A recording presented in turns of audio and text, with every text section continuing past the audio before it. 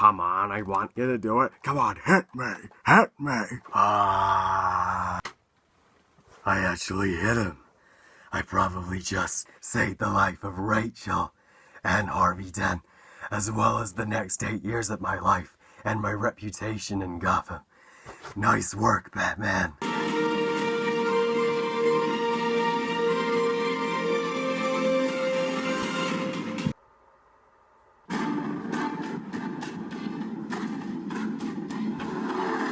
The Dark Knight. Directed by Christopher Nolan and is the second and middle chapter in the Dark Knight Trilogy. So, The Dark Knight tells the story set after Batman Begins. Bruce Wayne is considering giving up being Batman and just letting his rival for the love of his life, Rachel, take over.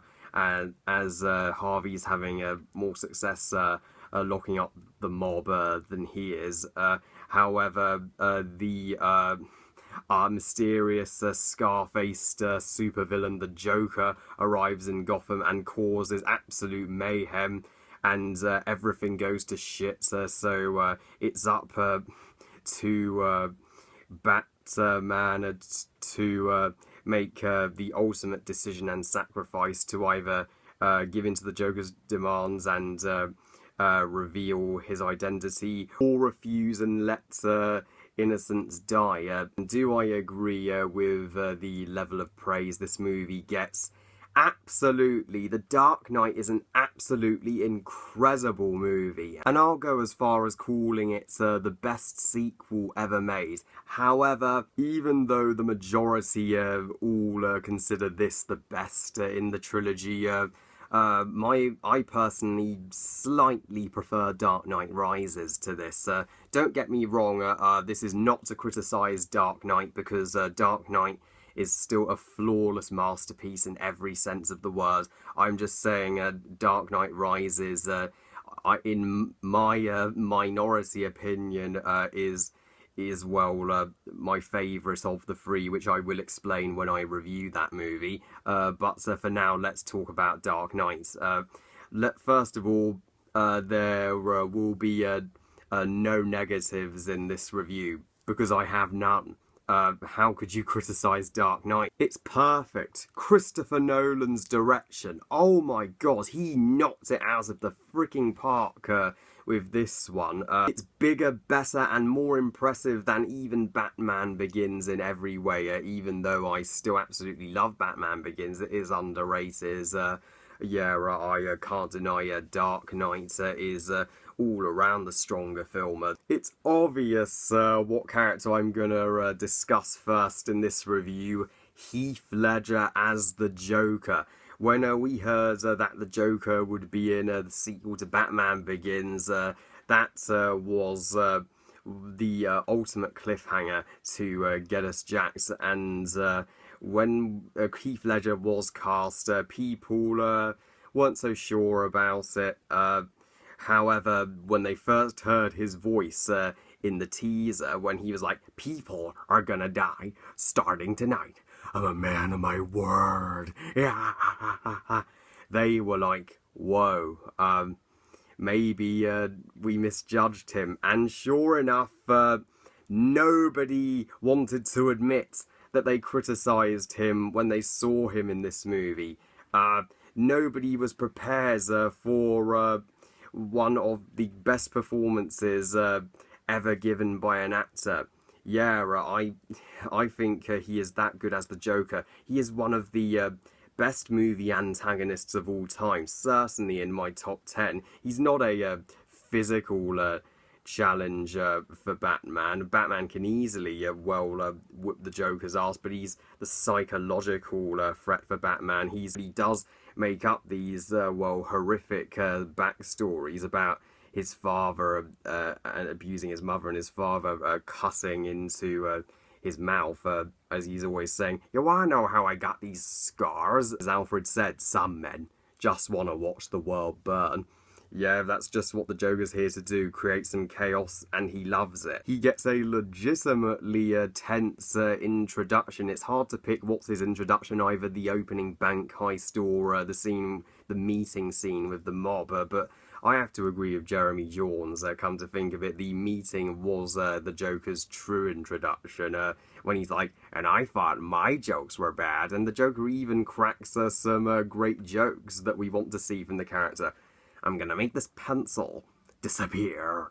Ta-da! But because of Heath Ledger, I feel that all the other actors are unfortunately overlooked, and they really shouldn't be. They are just as impressive. I mean, Christian Bale's still the best Batman we could have hoped for, and this is a really personal story for him. This is one of his greatest challenges. We feel so sorry for the guy in this movie. He rose to the top at the end of Batman Begins, and he's at his lowest low by the end of this movie. Rachel chooses Harvey over him, and he feels inferior to Harvey just because Harvey's doing, well, such a phenomenal job of finding and locking up the mob. There is one recasting in this movie. They recast Rachel as Maggie Gyllenhaal, even though she was played by Katie Holmes in Begins. I know most do like Maggie Gyllenhaal better.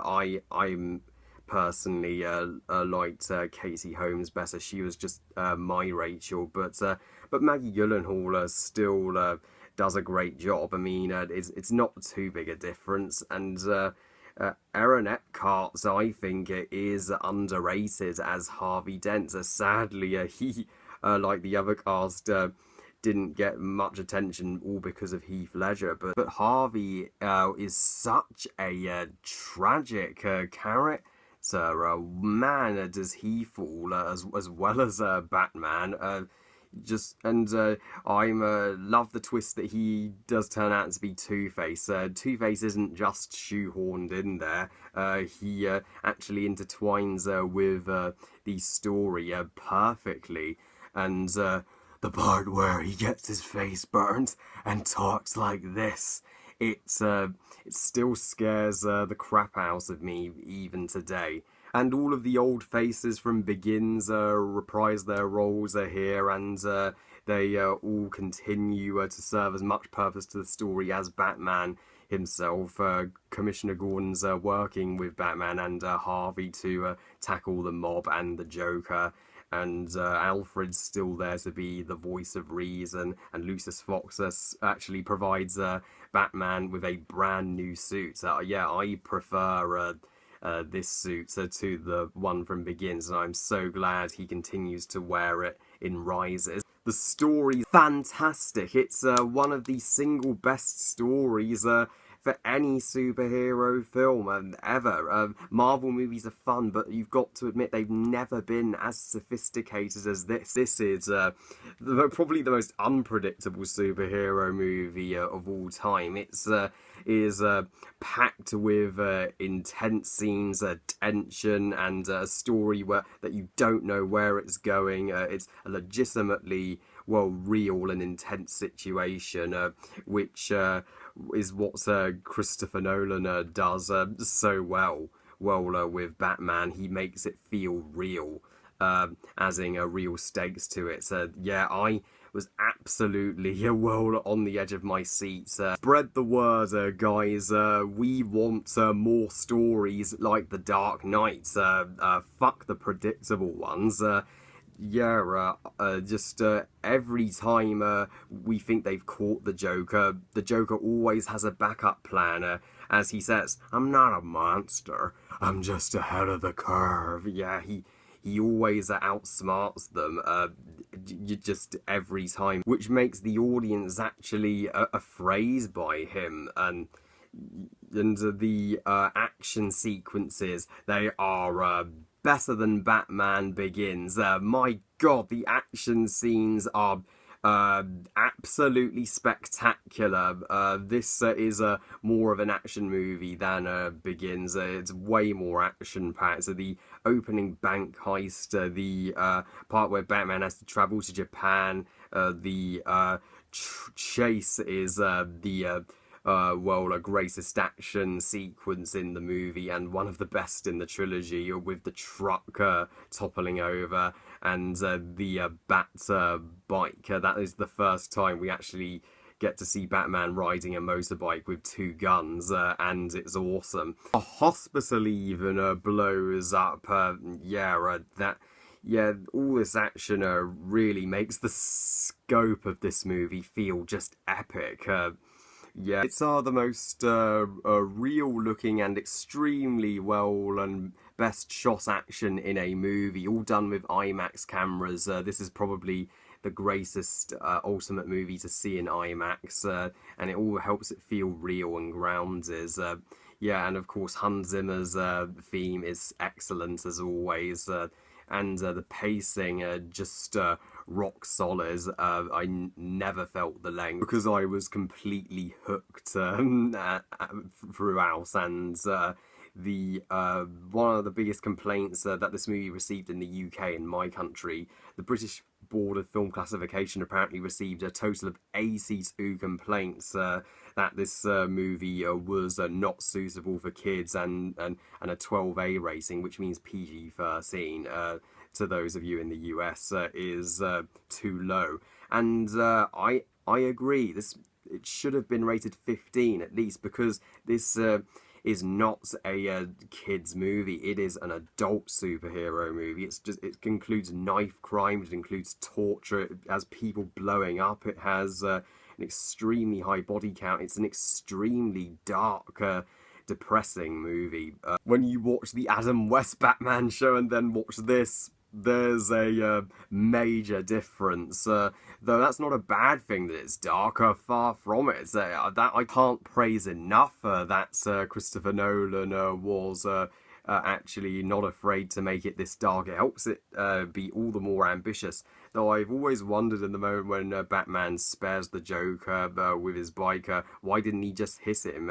If he had just hit him, then Rachel would have been saved, Harvey wouldn't have become Two-Face, and The Dark Knight Rises would have been a much more cheerier movie, though things would have been resolved far too easily, and Batman doesn't kill, so I'll let that slide. The moment when Rachel gets blown up and Batman fails to save her, that was so devastating. I considered not watching the movie anymore, yet the movie was so gripping.